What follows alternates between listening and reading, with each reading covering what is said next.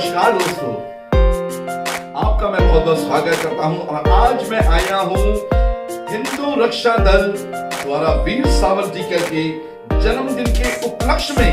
जी हाँ, संस्कार कवि सम्मेलन, जी हाँ, संस्कार कवि सम्मेलन में आज आया हूं मैं और आपको सुनाने जाऊंगा यहाँ एक से एक भारतवर्ष के अंतरराष्ट्रीय कवियों की एक कवि सम्मेलन आकर्षण है, जिन्होंने पूरा सहयोग दिया है, जिन्होंने इस कार्यक्रम को आयोजित किया है। हजारों यहाँ पर हिंदू रक्षा दल के सेवादार आए, हिंदू रक्षा दल के सदस्य आए हैं और हिंदू रक्षा दल के संस्थापक एवं राष्ट्रीय अध्यक्ष हिंदू रक्षा दल के श्री पिंकी भैया जी। हाँ जी हाँ, लोग सभी जानते हैं कि उनको भारतवर्ष में और गाजियाबाद में विशेषकर पिंकी भैया के नाम से जाना जाता है दोस्तों। और इतना विशाल भव्य कार्यक्रम ये हुआ है कवि सम्मेलन कि आपको आनंद आ जाएगा। और इसके संयोजक रहे हैं एक वरिष्ठ कवि, बहुत अच्छे कवि, और जिनका नाम है संदीप वशिष्ठ जी। हाँ मेरे भाई संदीप वशिष्ठ जी ने इसका संयोजन किया है। विशेष अंतर्राष्ट्रीय कवि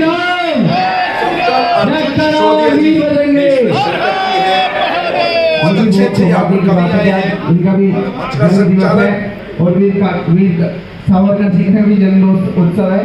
बहुत ही शानदार भाई का एक बार जोरदार तालियों के साथ स्वागत करेंगे। इम्तिहान में हर किसी को जन्म कब मिलता है हिंदुस्तान में, और संस्कारों ने हमें घर पर बुलाकर यूं कहा, हम कभी मिलते नहीं हैं भीख में या दान में। तो ये संस्कार जो सावरकर जी ने हमें दिए हैं आज परिलक्षित हो रहे हैं, और इन संस्कारों के बल पर आज हम इतने लोग इकट्ठे हुए हैं और कुछ लोग रास्ते में हैं। तो मैं ज़्यादा बड़ी भूमिका ना बनाते हुए, क्योंकि मैं चाहता हूं कि कवि सम्मेलन अब अपने रूप में आ जाए, और जो कवि आज यहाँ पर आए हैं, जो विराजमान हो गए हैं, ये दोनों तो बहुत बड़े कवि हैं, अंतर्राष्ट्रीय स्तर के कवि हैं। अगर अमेरिका में कोई कवि सम्मेलन होता है तो कभी ऐसा नहीं हो सकता कि डॉक्टर अर्जुन सिसोदिया वहाँ पर नहीं जाए, जो पेशे से प्रोफेसर हैं, हिंदी पढ़ाते हैं और दूसरे हिंदी के सलाहकार हैं। और तीसरी बात यह है कि जब भी कोई सलाह लेनी होती तो हमारे सलाहकार हैं अमित शर्मा। तो मित्रों, राष्ट्र धर्म साकार रूप से जब धरती पर आता है, बेड़ी और हथकड़ियों में जो गीत वतन के गाता है, आज़ादी की दुल्हन के नैनों में जिसका सपना हो, ऐसा धीर वीर मानव ही सावरकर कहलाता है। जैसा मेरे भैया ने बताया कि 30 साल काल कोठरी में सूरज देखे बिना बिता दिए जिस व्यक्ति ने, और 6000 कविताएं भारत माता के लिए लिखी, ऐसे वीर का अगर हम आज जन्मदिन मना रहे हैं तो सोचिए कि हमारे लिए कितना सौभाग्य का दिन है। मैं अपने मित्र और अपने सखा, जिनसे मैंने कविता की बहुत प्रेरणा ली, आदरणीय, तो उम्र में छोटे ले मैं आदरणीय कहता हूँ क्योंकि इन्होंने मुझे बहुत ज्ञान दिया है, चेतन नतन खरे को आमंत्रित करता हूँ वो मंच पर आएँ और अपना स्थान लें। भाई तालियों की बहुत ज़्यादा कमी है, हिंदू रक्षा दल और तालियों की कमी। भाई साहब अभी शुरू हो रही है, तालियां भी देखो तो सही। और युवा कवि राहुल शर्मा जी, जिन्हें सुनने का आज मुझे पहली बार सौभाग्य मिलेगा, क्योंकि अमित जी ने बहुत तारीफ करी थी कि भैया बहुत अच्छा सुना रहे हैं। राहुल शर्मा जी हमारे बीच, वो अपना स्थान लें। और मेरा बहुत पुराना मित्र पीयूष मालवीय भी यहाँ पर उपस्थित हैं। बड़े अच्छे ओज कवियों में आज इनकी गिनती होती है, देश में, पूरे देश में दौड़ लगा रहे हैं। और पीयूष मालवीय जी को मैं आमंत्रित करता हूँ यहाँ पर आएँ। कुशल कुशवाहा जी अभी रास्ते में हैं, क्योंकि उनका आज 2 काज आगे चल जाएगा। और मोहित शौर्य जी अगर हमारे बीच में आ गए हैं तो मैं मोहित शौर्य जी को आमंत्रित करता हूँ कि वो सीधे मंच पर आएँ। और आज देश में मोहित शौर्य भी वीर रस के बहुत बड़े कवियों में गिने जा रहे हैं। भाई साहब, इस मंच की एक खासियत होती है, हिंदू रक्षा दल का मंच हो या हमारे गुरुदेव यति नरसिम्हानंद, जिनसे हम प्रेरणा लेते हैं, सभी प्रेरणा लेते हैं, उनके मंच की खासियत होती है कि वीर रस के अलावा कोई रस वहाँ चलता ही नहीं, कोई सुना जाता। अब देश के उस लाडले मंच संचालक को मैं आमंत्रित करना चाहता हूँ, जिसने अपनी पहचान केवल 10 सालों में, और मैं समझता हूं कि 10 से 15 देशों में भी आज कविता पाठ करके आए हैं। देश के जब बड़े संयोजक की बात होती है, देश के बड़े संचालक की बात होती है, तो एक नाम सबके सामने उभर कर आता है, अमित शर्मा। अमित शर्मा आए और इस कवि सम्मेलन को उस बुलंदी तक पहुंचाएं कि इसकी गूंज विश्व के हर कोने तक पहुंचनी चाहिए कि पिंकी भैया के दल हिंदू रक्षा दल ने एक ऐसा कवि सम्मेलन कराया सावरकर जी के जन्मदिन पर कि जैसा इस देश में पहले कभी हुआ ही नहीं।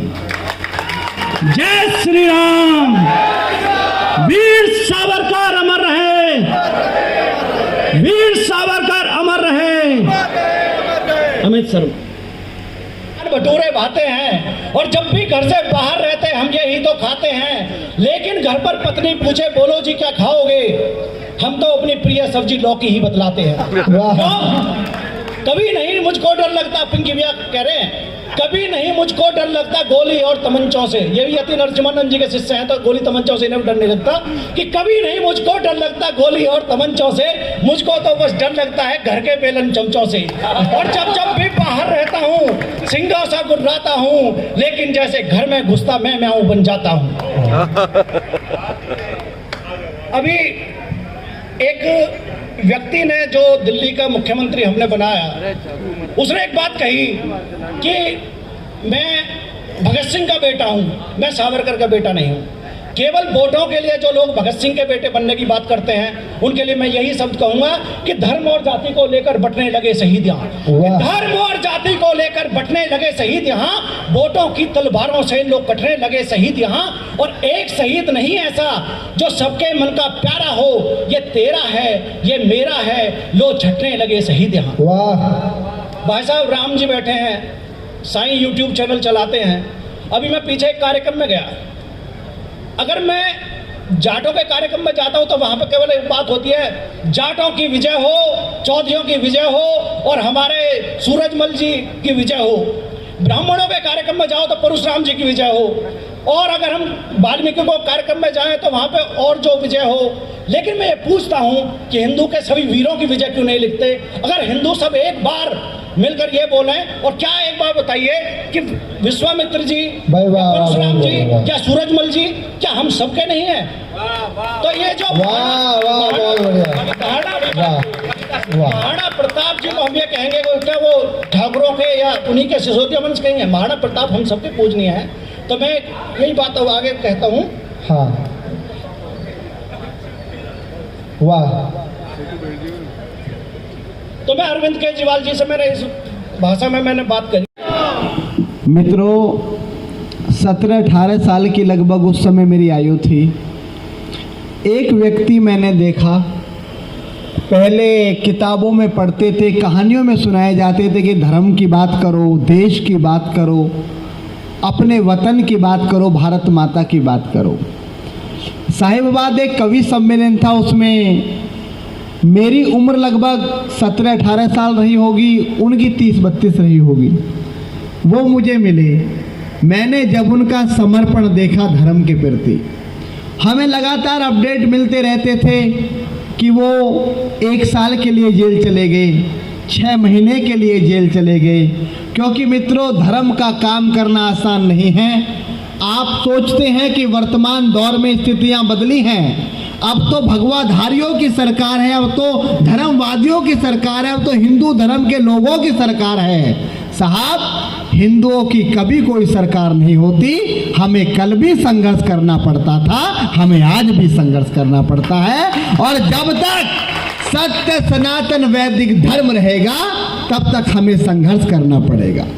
लेकिन जिनको मैंने धर्म के लिए जूझते देखा, अपने निजी हितों से ऊपर उठकर धर्म के लिए हथियार उठाते देखा, वो चाहते तो एक प्रॉपर्टी डीलर बनकर बहुत सारी प्रॉपर्टी इकट्ठी कर सकते थे। वो चाहते तो अपना दबदबा बनाकर किसी बड़ी राजनीतिक पार्टी के बड़े पद पर पहुंच सकते थे। लेकिन उन्होंने सत्य सनातन वैदिक धर्म को चुना। ऐसे मेरे बड़े भाई, चाहता हूं पिंकी चौधरी के लिए दोनों हाथ उठाकर तालियों की गड़गड़ाहट के साथ बताइए, यह पूरा हिंदू समाज उनके साथ है और जीवन भर साथ रहेगा। वीर सावरकर जी, बहुत सारे मेरे युवा बैठे हैं, सोच रहे होंगे कि एक टोपी वाले बुढ़े का फोटो लगा दिया, कौन है? 15 साल की कैद हुई वीर सावरकर जी को। जब 15 साल की कैद हुई तो जब उनको पानी के जहाज से लाया जा रहा था तो आदरणीय सावरकर जी जहाज में से कूद के समुद्र में कूद गए, समुद्र में कूद गए सावरकर जी। और आप कल्पना नहीं कर सकते, जब समुद्र के बीच में आप होंगे तो आपको दिशा का भी पता नहीं लगेगा। दिशा मापने वाले यंत्र आज आए हैं और सावरकर जी तैरते तैरते, मेरे ऊर्जावान युवा आ रहे हैं, जल्दी आ जाओ, जल्दी आ जाओ, कूद गए तो कल्पना नहीं थी। कोई समुद्र की गहराई नहीं माप सकता, कोई समुद्र की लंबाई चौड़ाई नहीं माप सकता, क्योंकि मित्रों इस धरती के 29% धरती है और 71% केवल महासागर है। और सावरकर जी दूसरे देश में चले गए। जब दूसरे देश में तैरते तैरते सावरकर जी चले गए तो उन्हें पुनः गिरफ्तार किया गया और ब्रिटिश सरकार को सौंपा गया। तो वायसराय ने कहा, अंग्रेज ने उनसे कहा कि सावरकर अब तुम्हें हम 1 जन्म का कारावास और देते हैं, तुमको हम टोटल 2 जन्मों का कारावास देते हैं। तो सावरकर जी हंसने लगे। तो अंग्रेज सारे हतप्रभ रह गए कि अगर किसी को 1 साल की भी सजा सुना देते हैं वो आदमी दुखी हो जाता है, परेशान हो जाता है। आखिर ये सावरकर कौन सी मिट्टी का बना हुआ है जो 2 जन्मों का कारावास लेने के बाद भी ये हंस रहा है। सावरकर जी ने कहा, जब अंग्रेज ने पूछा कि तुम हंस क्यों रहे हो, सावरकर जी ने कहा कि मैं सनातन हिंदू धर्म का व्यक्ति हूं और हम अनादिकाल से पुनर्जन्म की बात करते आए हैं और तुमने 2 जन्मों का कारावास देकर पूरी दुनिया को बता दिया कि हिंदू धर्म में दूसरा जन्म भी होता है। ये सावरकर जी थे। एक नेता ने कहा 3-4 साल पहले, मैं सावरकर नहीं हूं। मैं उस नेता का नाम आपको नहीं बताऊंगा वरना आप समझ जाएंगे कि मैं राहुल गांधी के बारे में बात कर रहा हूं। उसने कहा कि मैं सावरकर नहीं हूं। मैंने कहा बेटा है तो तू गांधी भी नहीं। और सावरकर बनने के लिए जहाज से कूदकर समुद्र को पार करके दूसरे देश में जाकर भारत माता के लिए 2 जन्मों का कारावास भोगना पड़ता है। समुद्र के किनारे मसाज कराने वाला सावरकर नहीं बन सकता। ये सावरकर। तो मित्रों, उस व्यक्ति की जयंती में 4 पंक्ति मां सरस्वती के बारे में बोलकर मैं सीधे सीधे यहां से कवि सम्मेलन का आगाज करना चाहता हूं और आपसे यही कहना चाहता हूं, मेरे परम आदरणीय अग्रज श्रेष्ठ बड़े भैया पिंकी चौधरी जी, जिन्होंने सब कुछ दे दिया, आप बस उन्हें कुछ मत देना। बस आपसे हाथ जोड़कर निवेदन कर रहा हूं, वो धर्म का काम कर रहे हैं, उनका साथ मत छोड़ना।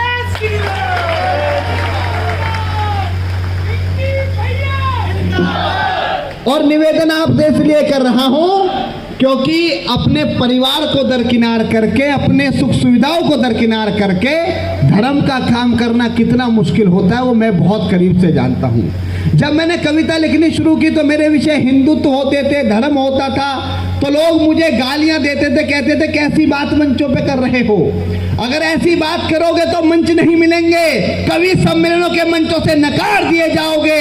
आपकी जमानत पे कहना चाहता हूं, मेरे गुरुदेव ने मुझसे कहा था कि अमित जो धर्म को बल देता है, धर्म उसे बहुत बल देता है। जिसने जीवन में कुछ भी करना, कभी राम का विरोध मत करना, क्योंकि जिसने राम की रथ यात्रा को बिहार में रोका उसकी किडनी खराब हो गई, वो 2 साल के लिए जेल गया। जिसने राम भक्तों पर गोलियां चलवाई वो बहुत मार्मिकता अस्पताल में बरसकर परलोक को गया। और जिसने राम के होने के प्रमाण मांगे वो 400 सीटों से 40 सीटों पर आ गए। और जिसने राम के मंदिर में जाकर साष्टांग किया वो दिल्ली में बैठ के दुनिया का नेतृत्व कर रहा है। ये राम की ताकत है, ये हिंदुओं की ताकत है।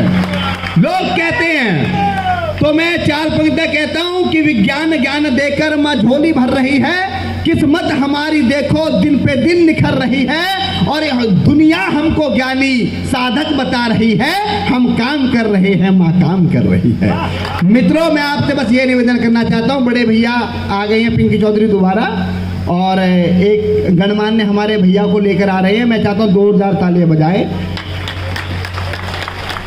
ये आवागमन का सिलसिला चलता रहेगा, सभी लोग आ चुके हैं। मैं जिस कवि की भूमिका में खड़ा हूँ उस कवि का नाम होता है मोहित शौर्य। उसके जैसा उसका जैसे माइक को थोड़ा सॉफ्ट कर दो, अच्छा सा कर दो। हाँ, जीवन में कुछ भी करना, कभी धर्म से समझौता मत करना। जो लोग मुझसे कहते थे कि अमित मंचों से नकार दिए जाओगे, मंच नहीं मिलेंगे, आपकी जमानत पे कहना चाहता हूं। मेरे पास फोन आया कि आप हिंदू धर्म की बात करते हो तो आपको ये पद नहीं मिलेगा। कोई बात नहीं, 3-4 साल नहीं मिला, लेकिन आज मैं भारत सरकार का हिंदी सलाहकार हूं। सरकार मुझे सम्मान देती है, क्योंकि जो धर्म से समझौता कर लेता है उसका दुश्मन भी सम्मान नहीं करते, घर के तो छोड़ दीजिए। और आपसे ये कहना चाहता हूं कि 15-15 देशों की यात्रा की, पूरी दुनिया में गया। इन 2 छोटे से कदमों से 30 साल की उम्र में पूरी दुनिया को नापा, क्योंकि बस यही कहना चाहता हूं कि वो उसके जीवन में केवल कष्ट भर देता है पंक्ति संभालना। और मुझे कवि सम्मेलन शुरू करने के लिए आदेशित कर देना। आपकी तालियां आगे से पीछे तक, बाएं से दाएं तक अगर पंक्ति दिल पे ठक से दस्तक दे तो आपकी तालियां का हुजूम चाहता हूं कि वो उसके जीवन में केवल कष्ट भर देता है। वो उसके जीवन में केवल कष्ट भर देता है। जो धर्म नष्ट करते हैं उनको धर्म नष्ट कर देता है।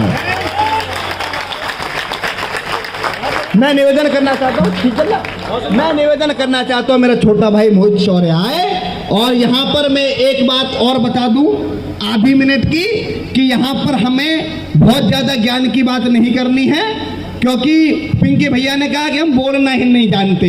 सच बात है, हम भी बोलना नहीं जानते, हम करने में विश्वास रखते हैं। और पिंकी भैया बहुत अच्छी तरह जानते हैं, बोलना हम पे कमाता, करना ज्यादा आता है। और हमें ज्ञान की बात, कौमी एकता की बात, धर्मनिरपेक्षता, हमीद कलाम, वो हमें कुछ नहीं चाहिए। हमें मर्यादा पुरुषोत्तम राम चाहिए, योगेश्वर कृष्ण चाहिए, भारत माता चाहिए, और तालियां लहराते हिंदू योद्धा चाहिए, और हमारी वीरांगना चाहिए। भारत माता की जय श्री राम।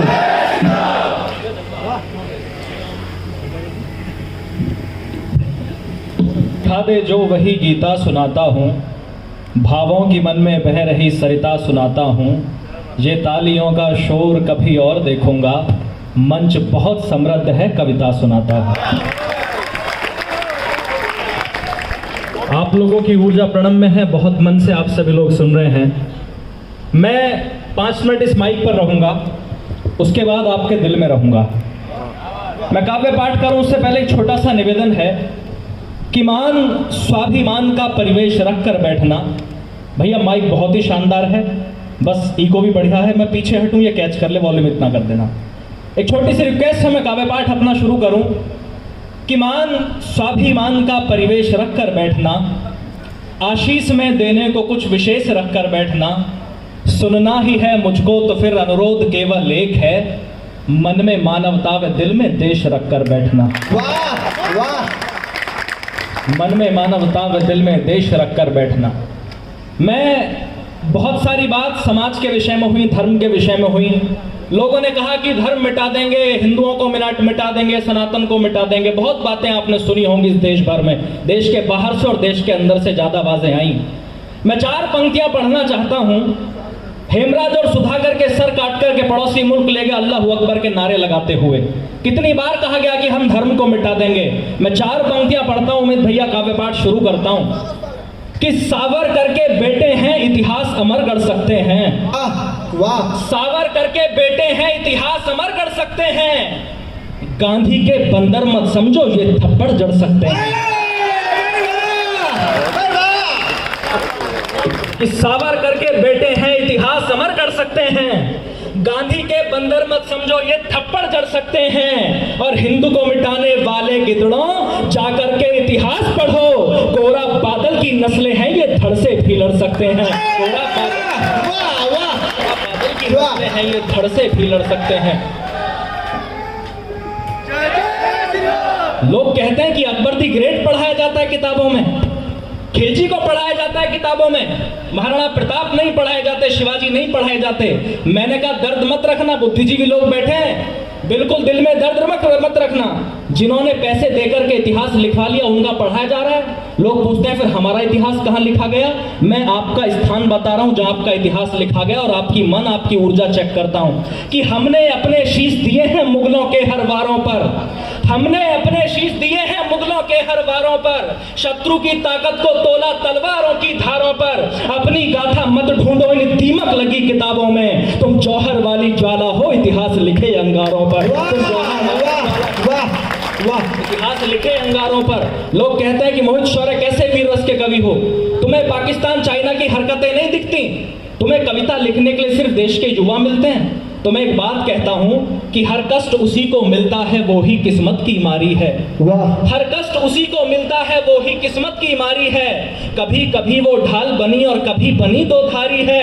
अपनी मेहनत के दम पर हर जंग जीत लेती है माँ, त्याग समर्पण के दम पर हर जंग जीत लेती है माँ। लेकिन जब भी हारी है बस औलादों से हारी है, लेकिन जब भी हारी है बस औलादों से हारी है। मैं एक टिप्पणी करता हूं, मेरी कविता आरंभ होती है, ये देश अगर सोने की चिड़िया था तो हमारी वजह से था, इस देश को अगर लूटा गया तो हमारी वजह से लूटा गया। ये देश अगर गुलाम हुआ तो हमारी वजह से हुआ, ये देश अगर आजाद हुआ तो हमारी वजह से हुआ, ये देश कहीं गड्ढे में गया तो हमारी वजह से गया, और अगर ये देश पुनः विश्व गुरु बनेगा तो वो भी हमारी वजह से बनेगा। एक बात नोट करना। मैं एक कविता पढ़ना चाहता हूं, मन का मन मांगता हूं कि जिस पर सदियां नाज करेंगी वो अद्भुत किरदार हो तुम। एक ही अखबार के अंदर 7 आत्महत्या की खबरें मैंने पढ़ी, मेरा दर्द बड़ा होता है। युवा पीढ़ी मेरे सामने बैठी है, मैं एक कविता आपको सौंपता हूं कि जिस पर सदियां नाज करेंगी वो अद्भुत किरदार हो तुम। भारत माता के शेरों इस दुनिया के सरदार हो तुम। भारत माता के शेरों इस दुनिया के सरदार हो तुम। जब माँ सीता का हरण हुआ तो चिंतित थी सेना सारी, बजरंग बली की ओर सभी ने देखा फिर बारी बारी। सब हाथ जोड़कर बोले हनुमत अब तुम नभ में उड़ जाओ, विकराल समंदर लांघो माँ सीता को लेकर के आओ। आदेश मिला सेना का तो हनुमत ने नैन अधिक खोले, होकर के शंकित और चकित बजरंग बली कुछ यूं बोले, मैं राम भक्त हूँ रणभूमि से मुड़ना नहीं जानता हूँ, मैं राम भक्त हूँ रणभूमि से मुड़ना नहीं जानता हूँ, पर सागर कैसे पार करूं मैं उड़ना नहीं जानता हूँ, मैं उड़ना नहीं जानता हूँ, कैसे पार करूं मैं उड़ना नहीं जानता हूँ। सुनकर जवाब ये हनुमत का अंबर संग धरती डोल उठी, सुनकर जवाब ये हनुमत का अंबर संग धरती डोल उठी। फिर तान के सीना गर्वित स्वर में वानर सेना बोल उठी, हे शंकर सुवन केसरी नंदन ब्रह्मचारी हे महाबली, हे रामदूत संकट मोचन हे पंचमुखी बजरंग बली, हे वानर यूथपति महाकाय दीन बंधवे महावीर, राघव पर मर मिटने वाले हे वज्रकाय हे शूरधीर, दुष्टों के प्राणों के हरता मानव रक्षा के अमर सूत्र, मुख में दिनकर रखने वाले हे कपि श्रेष्ठ हे पवन पुत्र। हर दल को बल देते हो खुद दुविधा में झूल गए हो, हर दल को बल देते हो खुद दुविधा में झूल गए हो। उड़ना तो जानते हो हनुमत बस उड़ना भूल गए हो।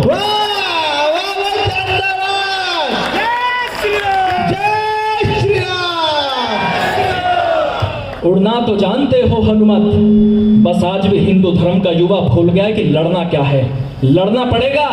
उड़ना तो जानते हो हनुमत, बस उड़ना भूल गए हो। हम यहीं बैठ कर के सारा इतिहास सुनाएंगे तुमको, इतना ऊंचा उड़ सकते हो अब याद दिलाएंगे तुमको। तो आज शौर्य भी इसी जगह बस यही करने आया है, तुम भी ऊंचा उड़ सकते हो विश्वास दिलाने आया है। जिस पर सदियां नाज करेंगी वो अद्भुत किरदार हो तुम। भारत माता के शेरों इस दुनिया के सरदार हो तुम। भारत माता के शेरों इस दुनिया के सरदार हो तुम। लगता है तुम भूल गए रणवीरों की शमशीरों को, जो आंख भेद दे मछली की ऐसे अर्जुन के तीरों को। हाँ भूल गए तुम भीम गदा से होता शत्रु का मर्दन, दुनिया पर परचम लहराता वो कटे अंगूठे का गर्जन। हाँ सच में भुला दिया तुमने गौ माँ की आंखों का पानी, जीवन मृत्यु सब दान किए वो ऐसा कर्णवीर दानी। तुम मुरली और सुदर्शन वाला कृष्ण कन्हैया भूल गए। मैं एक पंक्ति पढ़ रहा हूँ और देखना चाहता हूँ कि कविता को आप लोग कैसे समझते हैं। मन मांगता हूँ कि लगता है तुम भूल गए रणवीरों की शमशीरों को, जो आंख भेद दे मछली की ऐसे अर्जुन के तीरों को। हाँ भूल गए तुम भीम गदा से होता शत्रु का मर्दन, दुनिया पर परचम लहराता वो कटे अंगूठे का गर्जन। हाँ सच में भुला दिया तुमने गौ माँ की आंखों का पानी, जीवन मृत्यु सब दान किए वो ऐसा कर्णवीर जागीर दानी। तुम मुरली और सुदर्शन वाला कृष्ण कन्हैया भूल गए, तुम मुरली और सुदर्शन वाला कृष्ण कन्हैया भूल गए। जो लड़ा अकेला मृत्यु तक वो रथ का पहिया भूल गए। जो लड़ा अकेला,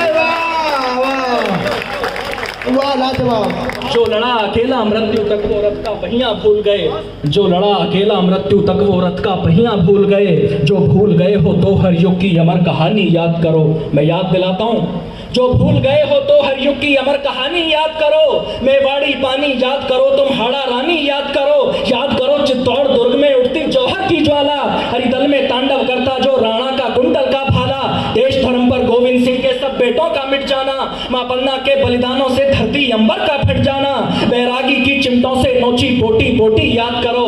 और एक पंक्ति पढ़ रहा हूं, अगर आपके स्वाभिमान को आपकी रगों में जीवित कर दूं तो आपकी चेतना मंच तक मिल जाए कि भूल गए हो तो हर युग की अमर कहानी याद करो।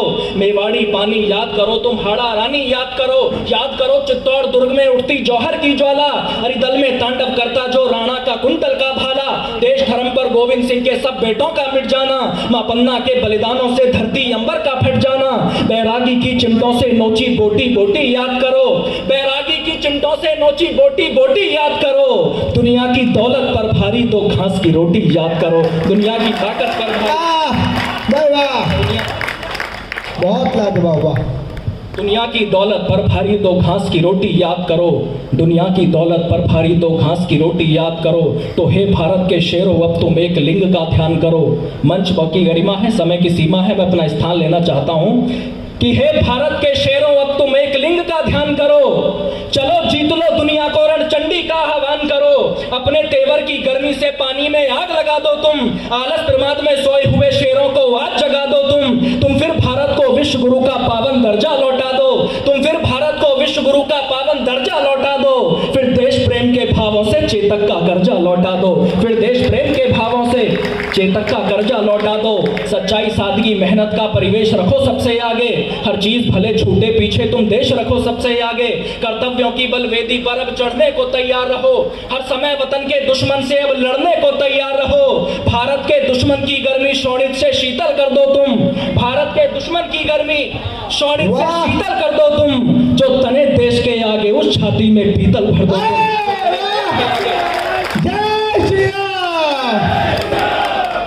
भारत के दुश्मन की गर्मी शोणित से शीतल कर दो तुम। जो तने देश के आगे उस छाती में पीतल भर दो तुम। अब भगत सिंह वाला फिर से बासंती चोला धारो तुम। जो भारत को गाली दे तो धड़ से वो शीश उतारो तुम। हर देश विरोधी काया को तुम फिर से लकवा कर डालो। मैं देखना चाहता हूं कि आप कुर्सियों से उछलते कैसे, मेरा मन है मैं एक पंक्ति पढ़ करके जाना चाहता हूं। ये पटका मैं आपके गले में देख रहा हूं। एक पंक्ति मैंने अपने मुख्यमंत्री के सामने पढ़ी तो उन्होंने भी आशीर्वाद दिया। मैं आपका मन मांगता हूं कि हे भारत के शेरों अब तुम एक लिंग का ध्यान करो। जो भारत मां को गाली दे धड़ से वो शीश उतारो तुम। हर देश विरोधी काया को तुम फिर से लकवा कर डालो। हर देश विरोधी काया को तुम फिर से लकवा कर डालो। महादेव के चेले हो सब भगवा भगवा कर डालो।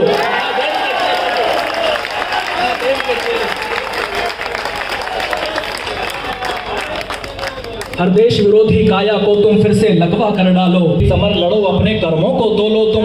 हर दीन दुखी के लिए सदा दिल के दरवाजे खोलो तुम। हो महाराणा के वंशज तो फिर महाराणा सा जोश भरो। हो सावरकर के वंशज तो सावरकर सा जोश भरो। अंबर में दोनों हाथ उठा भारत माँ का जय घोष करो। अंबर में दोनों हाथ उठा भारत माँ का जय घोष करो। भारत माता की, भारत माता की जय। जय श्री राम, जय श्री राम, जय श्री राम, जय श्री राम। कैसा लगा? ये हिंदुओं की तालियां नहीं हो सकती। ये चटर पटर ये इतने में बनता नहीं है हमारा। ये होना चाहिए क्योंकि मोहित ने कहा कि उन छाती में पीतल। बंगाल में जय श्री राम बोलने पर पाबंदी लगा दे। तो ये मोहित शौर्य मेरा छोटा भाई है, ये कहने लगा कि भैया जय श्री राम पर ममता बनर्जी ने पाबंदी क्यों लगा दी। मैं जेएनयू कौन सी यूनिवर्सिटी के जवाहरलाल नेहरू यूनिवर्सिटी, मैं उनके नाम पे तो यही नारे लगेंगे कि भारत तेरे टुकड़े होंगे, हर घर से अफजल निकलेगा। मैंने कहा तो ये कह लगा भैया हर घर से अफजल निकल रहा है। मैंने कि भाई जब हर घर से अफजल निकलेगा तो हर साहिबाबाद के घर से पिंकी चौधरी नहीं निकलेगा। जय श्री राम। और जो लोग कहते थे हर घर से अफजल निकलेगा। तो मैंने ये कहा कि बेटा जिस घर में अफजल घुसेगा तो उसे रामलाल थोड़ी निकलेगा। तो हाँ, कुछ लोगों को कल समझ में आएगा, कोई बात नहीं, ताली बजा देना भाई, इसे थोड़ा बढ़िया कर दो। बहुत अच्छा माइक है, ये सीटी बजा रहा है, इसका चरित्र खराब है। हाँ, मेरी शकल बेशक राहुल गांधी से मिलती है, जीप फंस जाती है। ये कांग्रेस ही है, नहीं माइक बहुत अच्छा है। मैं ये चाहता हूँ, मैं इसकी कमी समझ गया क्योंकि माइक का ही काम है मेरा। बाकी यही माइक चलना चाहिए, बाकी सब बंद कर दो तो कोई दिक्कत नहीं आएगी, सारे माइक बंद कर दो। हाँ, अब अच्छी आवाज आ रही है ना? हाँ, अब पता लग गया होगा, पहले मैं यही काम करता था। तो यही जो मर्यादा पुरुषोत्तम के कार्यक्रम में आते हैं वो मर्यादा पुरुषोत्तम की हो जाती हैं। तो ये तो स्वीकार भी करते हैं कि भैया मेरे बड़े भाई हैं, बहुत प्रख्यात वकील है, वो स्वीकार करते हैं कि मैं कांग्रेसी हूँ, वरना लोग होते हैं बताते नहीं है। कांग्रेसी होना भी आजकल गुप्त रोग की तरह हो गया, होता है बताते नहीं लोग। भैया जोरदार ताली हो जाए भैया के लिए। हाँ, जो लोग राम के प्रमाण मांगते थे वो हनुमानगढ़ी जाकर लेट रहे हैं, हनुमानगढ़ी जाकर लेट रहे हैं। ये राम की ताकत है साहब, क्योंकि इस धरती पर राम से बड़ा कोई शब्द पिंकी भैया नहीं है। पूरी दुनिया की डिक्शनरी खंगाल लेना, कोई राम के जैसा शब्द नहीं है। जिसे एक बार बोलते हैं राम तो ईश्वर का नाम होता है, दो बार बोलते हैं राम राम तो अभिवादन हो जाता है। हम सुबह उठ के करते हैं राम राम। एक बार बोलते हैं राम तो ईश्वर का नाम होता है, दो बार बोलते हैं राम राम तो अभिवादन हो जाता है, तीन बार बोलते हैं राम राम राम तो संवेदनाएं व्यक्त हो जाती है, और अनंत बार बोलते हैं राम राम राम राम राम राम राम तो परमात्मा का भजन हो जाता है। ये मेरे मर्यादा पुरुषोत्तम का सर्वोत्तम नाम है राम। जब माँ सीता को लाने के लिए समंदर पे पुल बन रहा था, नन्नील पुल बना रहे थे, पत्थर पर राम लिख रहे थे, उसके बाद पत्थर को छोड़ रहे थे, पत्थर पानी में तैर रहा था, तो भगवान राम ने सोचा कि थोड़ी मैं भी मदद कर दूं।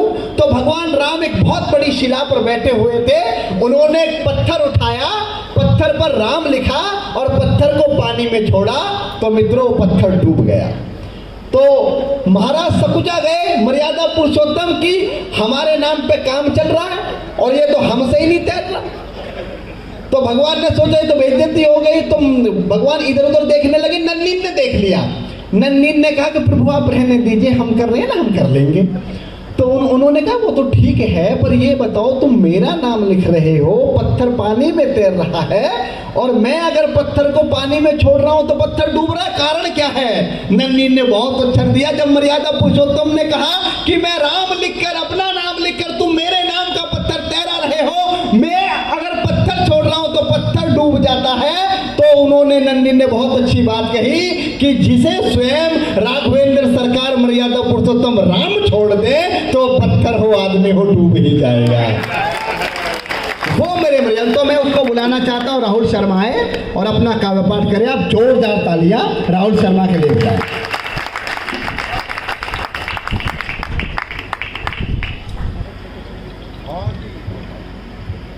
जय श्री राम, जय श्री राम।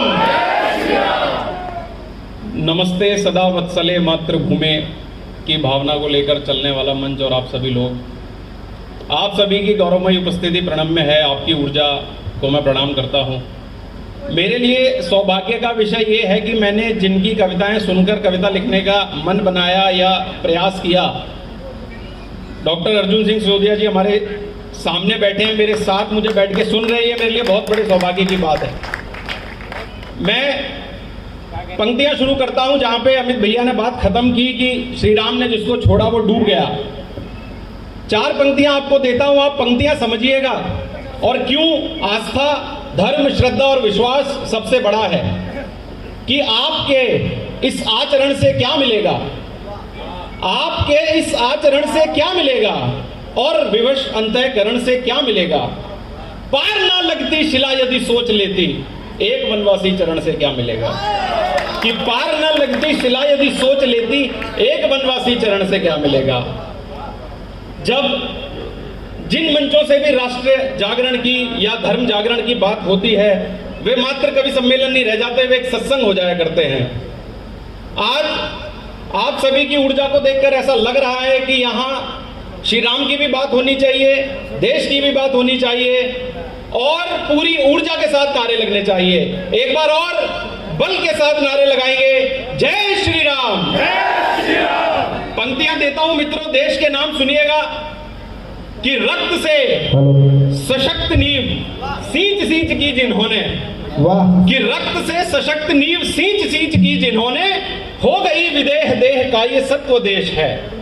संकट में ले आशीष शीश बलिदानों के लिए, जवानों में निहित अपनत्व देश है। रक्त रंग में जो ढंग से लिखा है शौर्य, तीन रंग की उमंग का ये अमरत्व देश है। और प्राण दे के प्रण को जो पूरा कर रहे हैं आज, ऐसे पुण्य प्राणियों का प्राण तत्व देश है। वाह, ऐसे पुण्य प्राणियों का प्राण तत्व देश है। वाह वाह, कि ये देश ही नहीं यहाँ की अद्भुत परिपाटी है। कितने पावन है लोग यहाँ, कितनी पावन माटी है, इसको संवारने का जिम्मा कैसे ना हो हम सब पर। वाह, इस मातृभूमि में जन्म लिया, क्यों गर्व करे ना इस पर। यदि संकट के बादल छाए, हम सबको अड़ना होगा। ये देश की अखंडता के लिए ही लड़ना होगा। वाह, ये वाह, देश की अखंडता के लिए ही लड़ना होगा।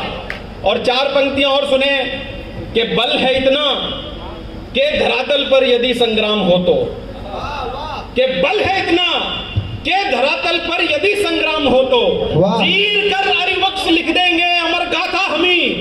और अभिमान इतना है कि दुनिया के सिकंदर आजमा ले बल व पौरुष, जीत लेंगे हर समर। काल को लेकर नियंत्रण में उतरते हैं समर में, हम रहे योद्धा जिसे बलिदान पर तुम ज्ञान मत दो। अरे आप तो अपनी विरासत को संभालो और बचाओ, आप मेरी विरासत और समय पर ध्यान मत दो।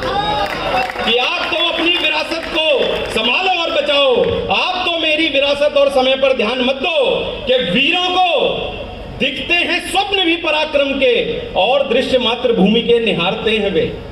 कि वीरों को दिखते हैं दृश्य भी पराक्रम के, वीरों को दिखते हैं स्वप्न भी पराक्रम के, और दृश्य मात्र भूमि के निहारते हैं वे। धारते हैं हृदय में गणतंत्र के ही मंत्र, सांस सांस में तो हिंद को पुकारते हैं वे। और जैसे सजाते हैं पुष्प किसी उपवन को, वसुधा का आंचल ऐसे संवारते हैं वे। आरती उतारते मां भारती के चित्र व चरित्र की पवित्र चित्र को निखारते।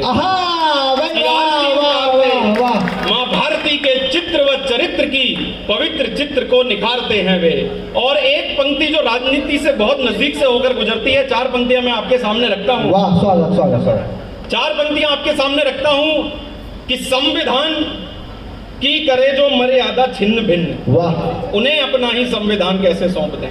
वाह, कि संविधान की करे जो मर्यादा छिन्न भिन्न, उन्हें अपना ही संविधान कैसे सौंप दें। और इंच इंच बेच खाई देश की जिन्होंने कहो, उन्हें ये वसुंधरा महान कैसे सौंप दें। और सत्ता के लिए ये ठगबंधन बना ही लेंगे, इन्हें इस देश की कमान कैसे सौंप दें। और जिनकी रगों में खून स्वयं धर्मद्रोहियों का, उन्हें ये समूचा हिंदुस्तान कैसे सौंप दें। जोरदार तालियां। वाह, कि जिनकी रगों में खून स्वयं है विदेशियों का, और जिनकी रगों में खून स्वयं भ्रष्टाचारियों का, कि जिनकी रगों में खून स्वयं धर्मद्रोहियों का, उन्हें ये समूचा हिंदुस्तान कैसे सौंप दें। और अब भैया मैं आज्ञा चाहता हूं, दादा आपसे आज्ञा चाहता हूं कि जिस प्रकार की कविताएं मैं लिखा करता हूं, मैं वहां से कुछ एक छंद कविता के आपको सुनाता हूं। स्वागत। सुने आज के युधिष्ठिर इस बात को, कि किसी ने बहुत अच्छी बात कही थी मित्रों की, 10 मूर्ख चिल्लाते रहे उस बात से ज्यादा हानि नहीं होती, लेकिन अगर एक समझदार व्यक्ति मौन है तो उसकी मौनता से ज्यादा हानि होती है, या उसकी चुप्पी साधने से ज्यादा हानि होती है। आज के युधिष्ठिर इस बात को समझे और सुने कि जब द्रौपदी का चीरहरण हुआ तो युधिष्ठिर में इतना बल तो था कि वे जा खड़े होते और प्रतिकार कर सकते थे, लेकिन उन्होंने नहीं किया। पंक्तियां आपके सामने रखता हूं कि पूर्ण राज्य कल का भले हो स्वप्न, किंतु आप दांव पे लगा सभी को आज ना बचा सके, कि पूर्ण राज्य कल का भले हो स्वप्न, किंतु आप दांव पे लगा सभी को आज ना बचा सके। नाम से तो धर्मराज किंतु देखते अधर्म राज में हुआ तो ये समाज ना बचा सके। और धिक्कारता है ये समाज आज आपको कि पाप को पछाड़ के ये राज ना बचा सके। और व्यर्थ ही है आपका सामर्थ्य, अर्थ ही बचा है क्या जो आप द्रौपदी की लाज ना बचा सके। बहुत बढ़िया, वाह। कि व्यर्थ ही है आपका सामर्थ्य, अर्थ ही बचा है क्या जो आप द्रौपदी की लाज ना बचा सके। दंभ तोड़ने में ये विलंब कैसा धर्मराज, राज धर्म के निमित्त चित्त को जगाइए। आन बान शान के जो खंड खंड खंड हुए, खंड के अखंड होने की विधि बताइए। और भूल के भी अस्मिता पे शूल न सुसज्जित हो, लज्जित न मान हो, ये समाधान लाइए। पौरुष पराक्रम प्रताप पे प्रपंच ये प्रहार है, प्रत्यक्ष तो प्रकोप भी दिखाइए। वाह, बहुत बढ़िया। कि भाग्य में बदी है, भाग्य में बदी है त्रासदी जो द्रौपदी के, वो सदी नहीं युगों युगों के हैं कलंक मानिए। मौन हो सभाएं जो असभ्यताएं देख के भी आप उन सभाओं के गुमान को निकालिए। और मूर्तियों से हैं विराजमान क्या करेंगे न्याय, हाय किंतु आप मेरी ओर दृष्टि डालिए। और साक्ष्य भी थे आप पाप से मिले विलाप में, तो द्रौपदी के श्राप के प्रताप को संभालिए। वाह, बहुत बढ़िया, बहुत कविता हो रही है, वाह। कि युद्ध है समक्ष तो विपक्ष और पक्ष के प्रत्येक दक्ष का भी धीर कक्ष डोलने लगा। कि युद्ध है समक्ष तो विपक्ष और पक्ष के प्रत्येक दक्ष का भी धीर कक्ष डोलने लगा। देख दशा द्रौपदी की वीर पुत्र पांडवों की धमनियों में बूंद बूंद रक्त खौलने लगा। और पांच जन्य की सुनी जो गूंजले भुजाओं में, हर एक वीर अस्त्र और शस्त्र तोलने लगा। धड़ गिरे विशाल हो बेहाल देख के कपाल, काल भी तो जय जय महाकाल बोलने लगा। वाह, काल भी तो जय जय महाकाल बोलने लगा। और एक कविता स्वागत जिसकी भूमिका में मात्र इतना ही कहूंगा कि विनय न मानत जलिद जड़, गए 3 दिन बीत, और बोले राम सकोप तब है बिन होए न प्रीत। कविता शुरू करता हूं कि जिन लोगों ने भी श्री राम के चरित्र पर, श्री राम के अस्तित्व पर प्रश्न उठाया होगा, उनको इस कविता की आखिरी पंक्ति एक जवाब देगी। स्वागत। कि जब बात धर्म की होगी कोई बात सहा ना जाएगा। जब बात धर्म की होगी कोई बात सहा जब बात धर्म की होगी कोई बात सहा ना जाएगा। वाह। जब बात करेंगे शस्त्रों से संवाद सहा। जब बात धर्म की होगी कोई बात सहा ना जाएगा। जब बात करेंगे शस्त्रों से संवाद सहा ना जाएगा। कितने सर मरकर अजर अमर धरती जिनसे हो गई विहीन, ये जीवात्मा मानव की कैसे हो गई कूड़े में विलीन। जाओ जाकर के पुण्य गिनो जो प्राण धरा से चले गए। जिनको ना जाना ना जाएं, जिनको जाना वे भले गए। अपनी अपनी मक्कारी को जाओ जाकर के शून्य करो, और ईंट से ईंट मिलाओ जाकर तुम थोड़ा सा पुण्य करो। अब ना मैं सत्ता अभिलाषी हूं, वाह, ना सत्ता मेरी दासी है। ना मैं सत्ता अभिलाषी हूं, न सत्ता मेरी दासी है। ये रघुपुत्र तो जन जन के बस मन मंदिर का वासी है। सृष्टि में जल थल और नभ में मर्यादा का मैं हूं स्वरूप। किसने क्या क्या देखा मूर्ख में हूं देवों का देव रूप। भ्रातृत्व का मैं परिचायक हूं, मैं पुरुषोत्तम हूं नायक हूं। देखा मेरा हृदय निर्मल पावन सी सृष्टि पूर्ण सकल। तीनों लोकों में वंदनीय ना कृत्य करो अभिनंदनीय। मैंने कब मांगा राजपाट, वाह, मैंने कब मांगा राजपाट, कब चाहा मैंने ठाट बाट। तू देख प्रभंजन अब मेरा, अपनी अग्नि कर सावधान। और नाम मेरा सृष्टि मेरी देखूं कैसे तू है। जब नाम मेरा सृष्टि मेरी देखूं कैसे तू है महान। और ज्यों ज्यों मेरा उठे धनुष, देखें आगे अब बचेगा कुछ। डगमग डगमग पर्वत डोले, पृथ्वी अपनी सीमा खोले। हर बाण मेरा चमके ऐसे, बादल में बिजली हो जैसे। गुर्राऊं जब अंबर के पार, बूंदों की वृष्टि हो अपार। ले ले संभाल अब बाण मेरा, ले देख हृदय पाषाण। अब तुझ पर बाण चला दूं तो, धरती तुझको दिखला दूं तो। ले देख मेरी शक्ति प्रचंड, भूमंडल कांपे अब अखंड। भ्रातृत्व का मैं परिचायक हूं। और सुनिए जिन पर प्रश्न चिन्ह लगाते हैं, जिन पर आरोप लगाते हैं, जिनके अस्तित्व को नकारते हैं, वो कौन है। भ्रातृत्व का मैं परिचायक हूं, मैं पुरुषोत्तम हूं नायक हूं।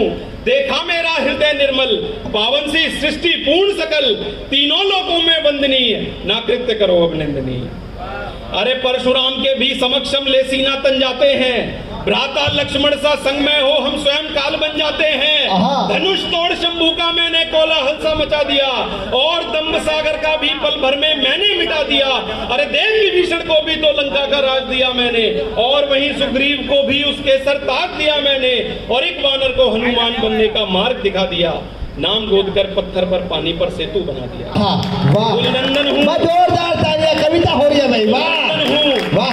कुलनंदन हूँ, रघुनंदन हूँ, अभिनंदन हूँ, मैं वंदन हूँ, और तुम जैसे पापी सर्पों के मध्य खड़ा मैं चंदन हूँ। वाह वाह।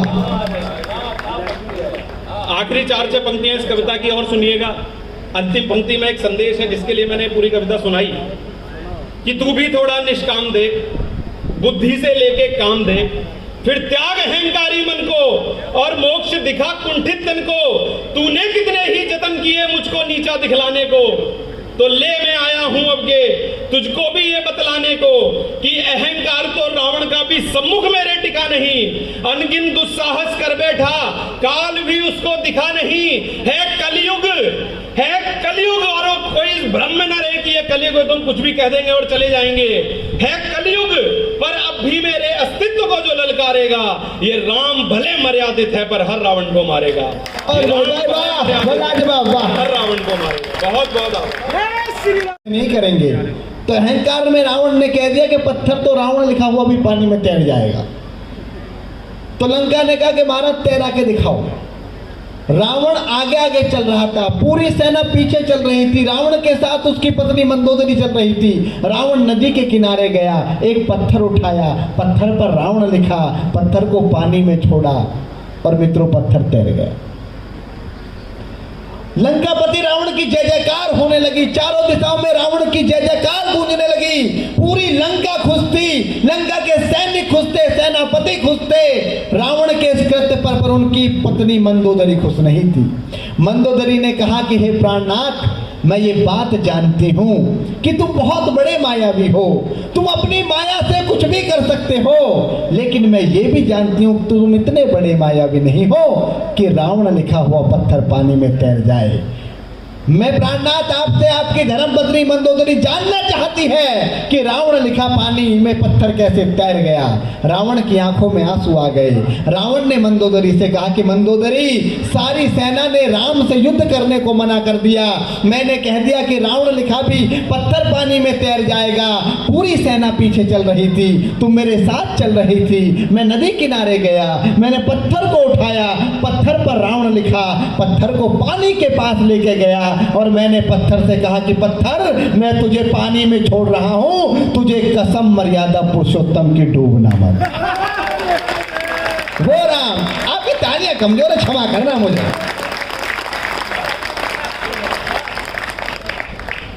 भाई हो राम के जैसा, पुत्र हो राम के जैसा, पति हो एक स्त्री के सिवा किसी को नहीं देखा, भाई हो राम के जैसा, पुत्र हो राम के जैसा, पति हो राम के जैसा, पिता हो राम के जैसा, सेवक हो राम के जैसा, स्वामी हो राम के जैसा, शिष्य हो राम के जैसा, गुरु हो राम के जैसा। अचेत पड़े रावण के कान में किसी ने पूछ लिया कि शत्रु कैसा हो, बोला राम के जैसा। मेरे वो मर्यादा पुरुषोत्तम, उनके प्रसंग चिन्ह मांगे। 463 पेजों की रिट माननीय सर्वोच्च न्यायालय में दायर की कि राम नहीं हुए। एक व्यक्ति जज साहब ने बोला कि राम नहीं हुए, एक जज साहब ने बोल दिया कि राम नहीं हुए। उसके बाद रामनवमी आ गई, जज साहब छुट्टी पे चले गए। राम नहीं हुए तो दीपावली की छुट्टी क्यों मना रहे हो जज साहब, कोर्ट में बैठो। साहब हम गौरवान्वित हूं, अभिभूत हूं। जिस परिपाटी को लेकर हम चला, हम उस पीढ़ी के लोग हैं जिन्होंने राम मंदिर को बनते हुए अपनी आंखों से देखा है। हम उस पीढ़ी के लोग हैं जो राम मंदिर को बचा रहे हैं। और मैं आप युवाओं से कहना चाहता हूं कि धर्म की ज्वाला को ठंडी मत होने देना। 2014 के बाद जो इस देश में माहौल पनपा है, उसको ठंडा मत होने दो।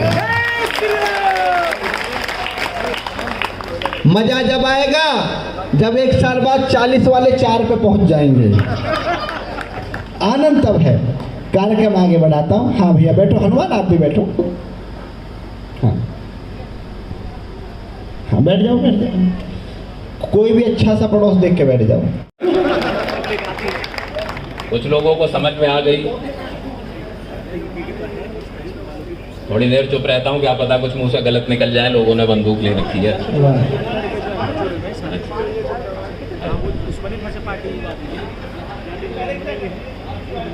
कविता नहीं लिखना जानते, अच्छी कविता कैसे लिखी जाती है तुम्हें पता ही नहीं है। तो मैंने कहा आप बता दो अच्छी कविता कैसे लिखी जाती है। बोले बड़े कवियों को पढ़ा करो। मैंने कहा भैया मैंने हरिवंश राय बच्चन जी को पढ़ा, भगवान ने उन्हें अपने पास बुला लिया। मैंने काका हाथरसी को पढ़ा, भगवान ने उन्हें भी अपने पास बुला लिया। मैंने रामधारी सिंह दिनकर जी को पढ़ा, भगवान ने उन्हें भी अपने पास बुला लिया। अब मैं आपकी कोई किताब पढ़ना चाहता हूं। भैया भी बड़े तेज थे, फटाफट घर में गए और एक किताब लेकर के आए। बोले ये ले, ये पढ़ ले। मैंने कहा ये आपने लिखी है? बोले नहीं, मेरी धर्म पत्नी ने लिखी है। मैं समझ गया, मैंने कहा भैया कितना प्रेम करते हैं। लेकिन खैर ये सब चीजें चलती रहेंगी। मैं भैया के घर चला गया। मैंने कहा भैया रात के 10 बज रहे हैं और आपका बच्चा जो है बाहर खेल रहा है गार्डन में। बोले कि अच्छा मेरा लड़का रात में 10 बजे गार्डन में खेल रहा है? बोला मेरा लड़का ऐसा काम नहीं कर सकता। मैं लेकर के आया बालकनी में, मैंने दिखाया, वो देखो वो बच्चा खेल रहा है। बोले वो मेरा बच्चा है ही नहीं। मैंने कहा तो आपका बच्चा कहाँ है? मैं वो कहने लगे कि मेरा बच्चा तो वो है जो तेरी गाड़ी के टायर की हवा निकाल रहा है। भैया बहुत बहुत तेज आदमी है। लेकिन खैर अब मैं चाहता हूं कि कुछ एक कविता, कुछ एक छंद और निवेदित कर दूं। मातृशक्ति मेरे समक्ष में बैठी हुई है। एक उक्ति कही गई, यत्र नार्यस्तु पूज्यन्ते रमन्ते तत्र देवता। जहां पर नारियों की पूजा होती है, नारियों का आदर होता है, देवता भी वहीं पर निवास करते हैं। यह उक्ति कही गई। हमारे देश की बेटियों को कैसा होना चाहिए और कैसा होने लग रहा है, पंक्तियां निवेदित करता हूं, सुनकर के बताइएगा। कि सीता अनुसुया व यशोदा जैसी भावों वाली पावन चरित्रों की निशानी कौन बनेगा? कि सीता अनुसुया व यशोदा जैसी भावों वाली पावन चरित्रों की निशानी कौन बनेगा? संकट समय में निज शीश काट देने वाली वीरहाड़ा रानी की कहानी कौन बनेगा? संकट समय में निज शीश काट देने वाली वीरहाड़ा रानी की कहानी कौन बनेगा? संकट समय में निज शीश काट देने वाली कि सीता अनुसुया व यशोदा जैसी भावों वाली पावन चरित्रों की निशानी कौन बनेगा? संकट समय में निज शीश काट देने वाली वीरहाड़ा रानी की कहानी कौन बनेगा? आज के समय में जहां प्रेम प्रीति खो गई है, आज के समय में जहां प्रेम प्रीति खो गई है, अब मीराबाई सी दीवानी कौन बनेगा? अरे देश की हर बालिका जो मिस वर्ल्ड बनेंगी तो बोलिएगा झांसी वाली रानी कौन बनेगा? बोलिएगा झांसी वाली रानी।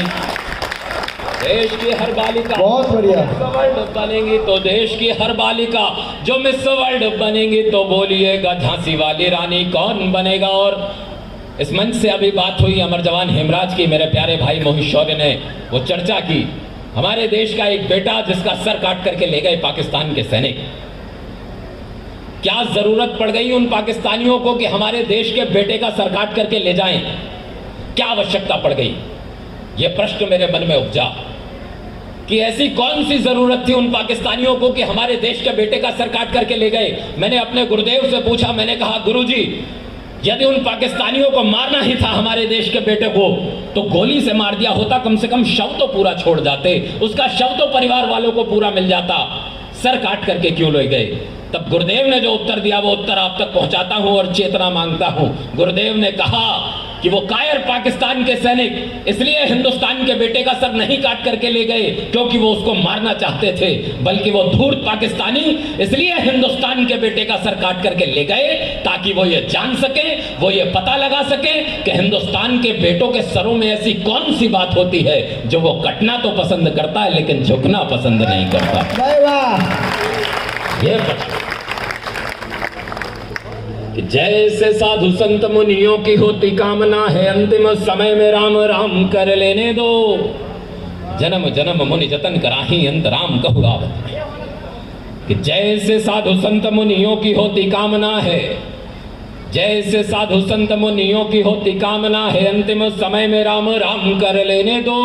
वैसे सीमा पे खड़ा जवानी यह चाहता है दुश्मनों के काम को। वैसे सीमा पे खड़ा जवानी यह चाहता है, दुश्मनों के काम को तमाम कर लेने दो। कि जैसे साधु संत मुनियों की होती कामना है, जैसे साधु संत मुनियों की होती कामना है, अंतिम समय में राम राम कर लेने दो।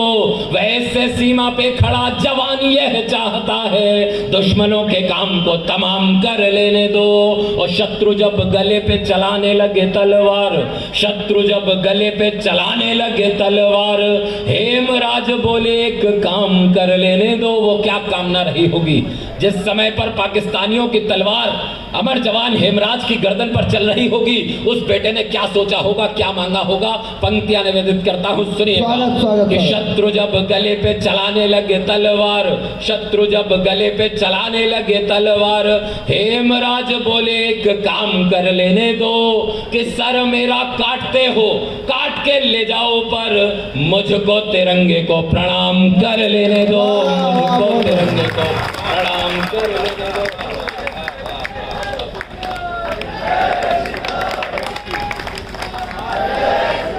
वाह, बहुत बहुत धन्यवाद आप सभी का, बहुत बहुत आभार। अंततः एक कविता विशेष, यदि भैया का स्वागत हाँ पढ़ना चाहता हूँ। मैं चाहता हूँ एक बार जोरदार तालियां बजाकर फिर उसको आदेशित करें।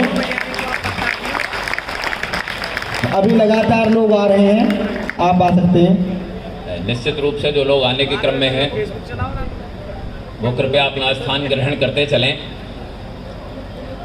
कुछ एक पंक्तियां और निवेदित कर देता हूं आप लोगों के मध्य में उपस्थित होकर के। दिवाली का दिवस था, जो लोग भी आने जाने की श्रृंखला में हैं, कृपया एक बार में यदि अपना स्थान ले लेंगे तो मुझे अत्यंत प्रसन्नता होगी। एक बार अपना स्थान ले लीजिए, मैं पढ़ना शुरू करता हूं, सुनिएगा। स्वागत स्वागत स्वागत स्वागत। तुम पीयूष कविता पढ़ो, कविता सुनने वाले अब भी इतने हैं तब भी उतने ही रहेंगे। नहीं, निश्चित निश्चित। हाँ, ये सब लोग आ जाएंगे। मुझे आदेशित कर दीजिए, मैं काव्य पाठ आरंभ करता हूँ। स्वागत स्वागत। अभी तक जितना भी मैंने पढ़ा वो कवि सम्मेलन मात्र था। अब इस समय पर आप लोगों की बौद्धिक क्षमता को जांचता हूं और एक शुद्ध कविता रखता हूं। कविता समझने वाले कितने लोग हैं, आप लोगों के आशीष से मुझे पता लगेगा कि कितने लोग हैं जो आज भी विशुद्ध कविता सुनना जानते हैं। मंच पर गणमान्य स्वागत स्वागत आशीर्वाद चाहता हूं, सुनिएगा। एक चरित्र है मां पन्ना। यहाँ पर क्षत्रिय बंधु भी बैठे होंगे, गुर्जर समुदाय से भी बंधु बैठे होंगे। अक्सर मैं सोशल मीडिया पर देखता हूँ कि आपस में लड़ते रहते हैं, लेकिन एक चरित्र ऐसा उठाता हूँ जिसने इन दोनों समाज को जोड़ने का काम किया। जातिवाद से ऊपर उठ करके यह हिंदुस्तान बना है। पंक्तियां निवेदित करता हूँ, सुनिएगा। स्वागत स्वागत। कि दिवाली है, जल रहे दीप और चारों तरफ उजाला है। दिवाली का दिन है और दासी पुत्र बनवीर सत्ता हथियाने के लिए चला है कि वो नन्हे से राजकुमार उदय सिंह को मार देगा और सम्राट बन जाएगा, और उसको एक थाई माँ जिसका नाम पन्ना है वो बचाती है और उसके बदले में अपने पुत्र का बलिदान कर देती है। सुनिएगा। स्वागत स्वागत स्वागत। कि दिवाली है, जल रहे दीप और चारों तरफ उजाला है। दिवाली है, जल रहे दीप और चारों तरफ उजाला है, लेकिन उजियारे के पीछे कुछ काला होने वाला है। हाथों में जब तलवार उठा मदिरा पीकर बनवीर चला, यूं लगा कि जैसे राजपूत कुल के ऊपर हो तीर चला। पन्ना माँ के पास उदय थे और पुत्र चंदन था, किंतु उसे बनवीर दुष्ट का करना अभिनंदन था। पन्ना को था भान दुष्ट मृत्यु का रूप धारेगा और उदय सिंह को वह पापी सोते ही मारेगा।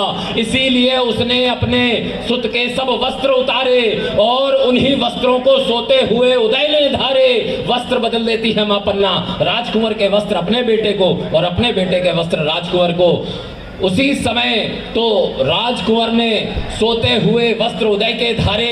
इतिहास गवाही देता है, इतिहास गवाही देता है, जब मृत्यु सामने आई तब राजकुंवर ने उतरन में छिपकर है जान बचाई। तब राजकुंवर ने उतरन में छिपकर है जान बचाई। वाह। हाय भाग्य पोशाक राजसी चंदन को भाती थी, पन्ना धाय का बेटा चंदन वो अपनी माँ से कहता था कि माँ मुझे भी युवराज जैसे चमकीले रेशमी वस्त्र दो ना। हाय भाग्य, पोशाक राजसी चंदन को भाती थी, किंतु न था धन, इस कारण मैं उसे न दे पाती थी। पन्ना माँ अपने मन में विलाप करती है कि मेरा बेटा भी ऐसे कपड़े मांगता था, लेकिन धन के अभाव के कारण नहीं दे पाई। हाय भाग्य, पोशाक राजसी चंदन को भाती थी, किंतु न था धन, इस कारण मैं उसे न दे पाती थी। आज उसे मैं वस्त्र कुंवर के देते अकुलाती हूँ, आज उसे मैं वस्त्र कुंवर के देते अकुलाती हूँ। हे बेटे मैं मात नहीं हूँ बल्कि तेरी घाती हूँ, हे बेटे मैं मात नहीं हूँ बल्कि तेरी घाती हूँ। इतना कहकर वह बेटे के मुख को चूम रही थी, इतना कहकर वह बेटे के मुख को चूम रही थी। बचपन की यादें उसकी स्मृति में घूम रही थी। आंखें छलक उठी पन्ना की, बेला थी क्रंदन की, आंसू की बूंदों से तभी खुली आंख चंदन की, आंसू की बूंदों से तभी खुली आंख चंदन की। चंदन उठता है, चंदन जाग जाता है और पूछता है कि बोला माँ क्या कारण है, तू ऐसे क्यों रोती है? बोला माँ क्या कारण है, तू ऐसे क्यों रोती है? अरे बता मुझे क्या बात है, किस कारण धीरज खोती है? बेचारी पन्ना ने सारा किस्सा उसे सुनाया। चंदन ने तब अपनी माँ को ढाढ़स खूब बंधाया। एक नन्हा सा बालक माँ की दुविधा को समझ जाता है कि आज उसके सामने कर्तव्य है कि महाराणा उदय सिंह की रक्षा उसको करनी है, मेवाड़ के राजवंश की रक्षा करनी है। तब वो नन्हा सा बच्चा क्या उत्तर देता है कि माँ मुझको तत्काल पालने में जाकर धर आओ और उदय को कहीं यहां से तुम बाहर भिजवाओ। कुछ ही क्षण में वह पापी बनवीर चला आएगा, इन कपड़ों में देख मुझे पहचान नहीं पाएगा। हो मदिरा में चूर मात जो ही व्यवहार करेगा, हो मदिरा में चूर दुष्ट जो ही तलवार धरेगा। जन्मभूमि पर मिट जाने की चाह नहीं निकलेगी, प्राण निकल जाएंगे मुंह से आह नहीं निकलेगी, प्राण निकल जाएंगे।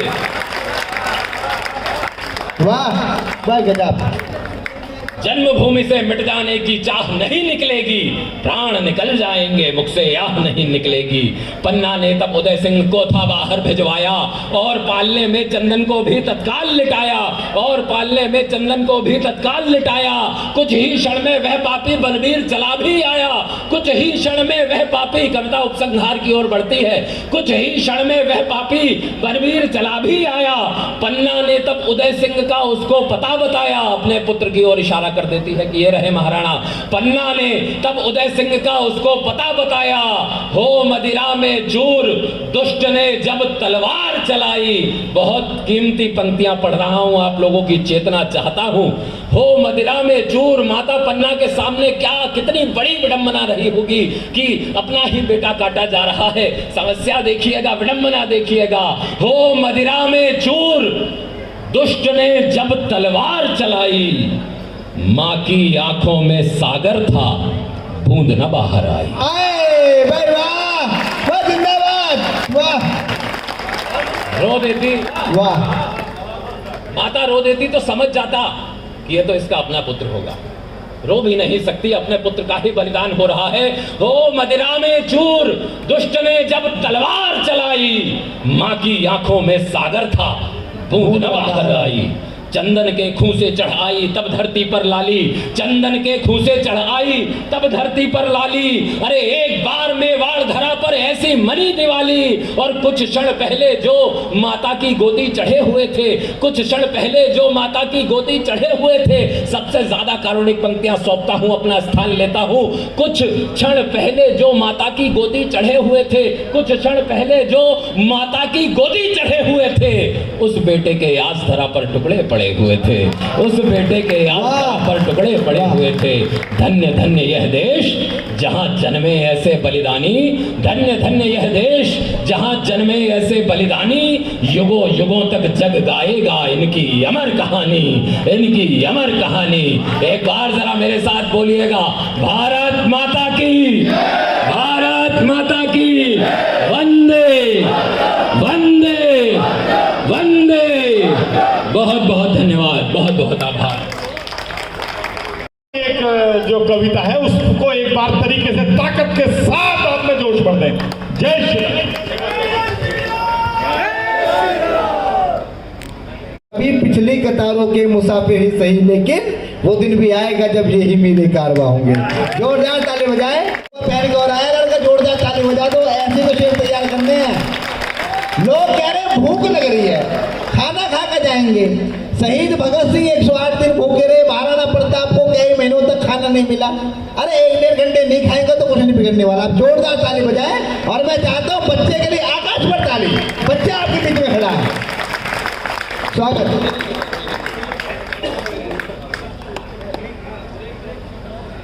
मन की हल्दी घाटी में राणा के भाले डोले हैं, मन की हल्दी घाटी में राणा के भाले डोले हैं।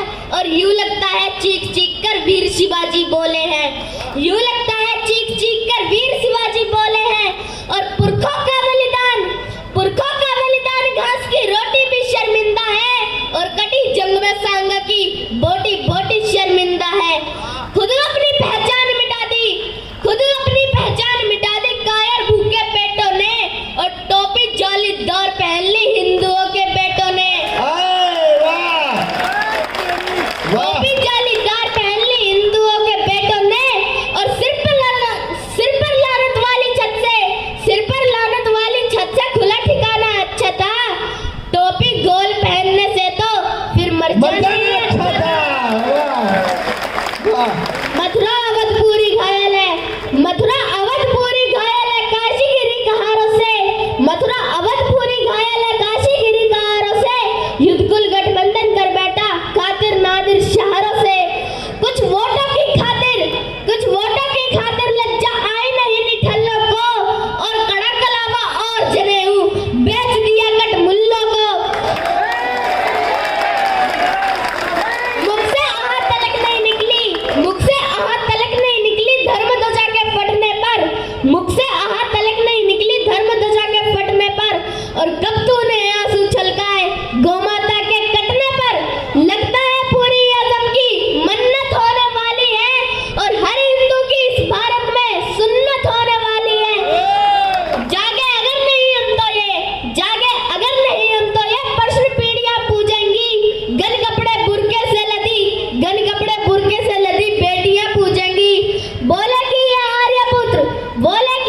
आर्यपुत्र अंतिम उद्धार किया होता। और खतना करवाने से पहले हमको मार दिया होता। सोदरों सनातन वालों, तुम सत्ता की गोदी में, पर सांस आखिरी तक भगवा की रक्षा है तो लड़ूंगा मैं। शीश कलम करवा लूंगा पर कलमा नहीं पढ़ूंगा मैं। जय श्री राम, जय श्री राम, जय श्री राम।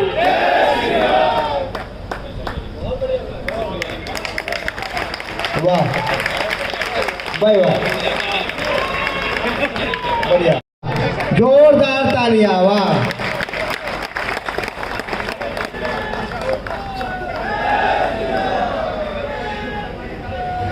भैया, कश्मीर पर फिल्म बनी, हर हिंदूवादी जाग गया। सच्चाई की परत खुली, ये देख जिहादी भाग गया। सच्चाई की परत खुली, ये देख जिहादी भाग गया। और शख्सियत नमन विवेक, तुम्हें कितना विवेक लगाया है। जो कौम सदी से सोई थी उसे हंटर मार उठाया है।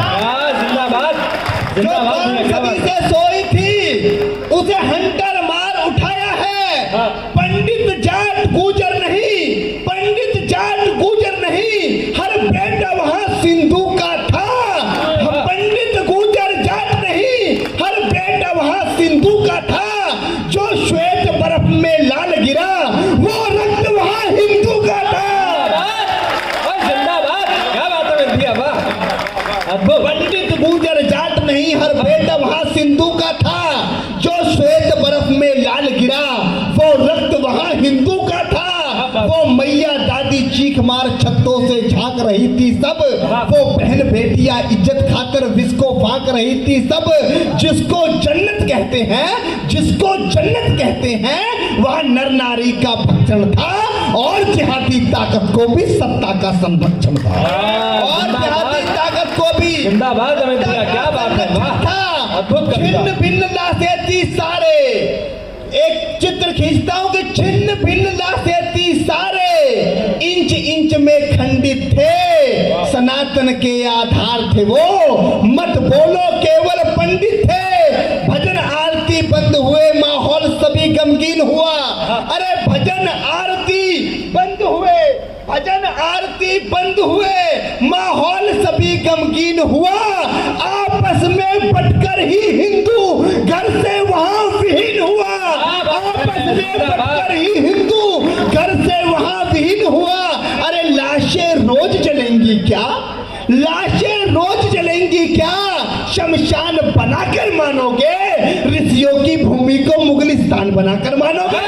जिंदाबाद, जिंदाबाद अमित भैया, क्या ऋषियों की भूमि को मुगलिस्तान बनाकर मानोगे। वाह, वाह, वाह। हृदय ना कोमल करना पंकज भैया, पिंकी भैया, कि हिंद की हृदय ना कोमल करना, पाषाण के जैसे कड़े रहो। जो घाटी में संहार हुआ, हर हिंदू के संग खड़े रहो। अब दिल्ली का क्रोध जगे और हर मंत्री का बोध जगे। यातनाएं जो झेल रहे हैं, हर मंत्री का बोध जगे। जो सागर पार से वाह भैया, अद्भुत। 5 मांगे भारत की सरकार के सामने रखता हूं, और अगर आपकी मोहर लग गई तो ये 5 मांगे भारत सरकार पूरी कर दे। पहली मांग कि जो सीमा पार से मदद मिली उनके मंसूबे पस्त करो। एक मांग, 6 पंक्ति पढ़ता हूं, 6 पंक्ति में 5 मांग रखता हूं कि जो सीमा पार से मदद मिली उनके मंसूबे पस्त करो। सन 80 के बाद हुई जो सभी रजिस्ट्री रद्द करो। जिंदाबाद भैया, क्या बात है, क्या विषय है। कि भैया भारत सरकार कानून बनाए। 1980 के बाद कश्मीर के अगर किसी हिंदू ने किसी विधर्मी के पक्ष में रजिस्ट्री करी है तो उसकी जांच होनी चाहिए।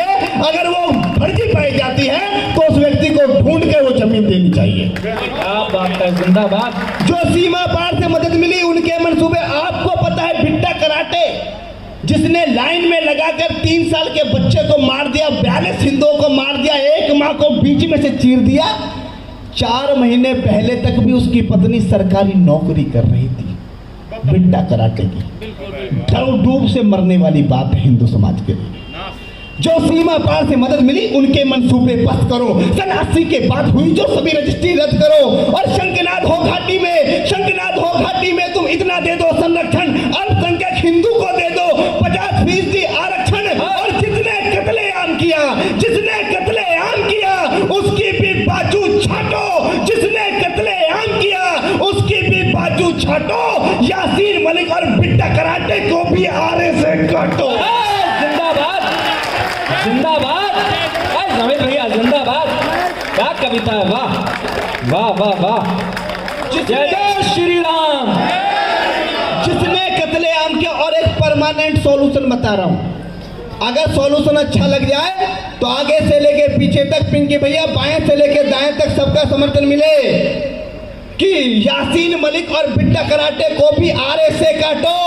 और जो भारत का मुकुट बचा ले, जो भारत का मुकुट बचा ले उस उपयोगी को दे दो। जो भारत का मुकुट बचा ले उस उपयोगी को दे दो। या 5 साल के लिए ये घाटी बाबा योगी को दे दो।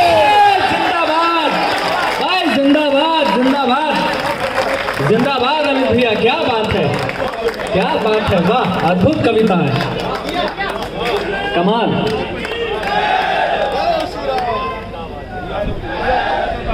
पांच साल के लिए वो घाटी बाबा योगी को दे दो। क्या?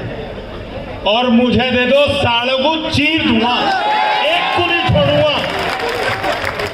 तो योगी बाबा से तो रहम हो सके, अगर हमारे पिंकी भैया को दे दी तो एक नहीं बचना।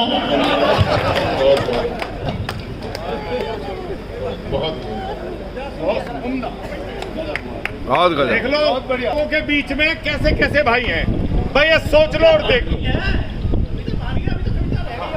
नहीं वो तो अभी तो बहुत काम हो रहा, अभी तो खाना होगा। करे तो आप स्वयं उस गंदगी को साफ करो। बाबा योगी आदित्यनाथ एक कदम आगे हैं। बाबा कहते हैं अगर तुम्हारे घर के बाहर कोई गंदगी करे तो गंदगी को भी साफ करो, गंदगी करने वाले को भी साफ करो। और पिंकी भैया उनसे भी एक कदम आगे हैं। ये कहते हैं कि दूर से देख लो कि सारा गंदगी करने को आ रहा। जोरदार ताली बजाए।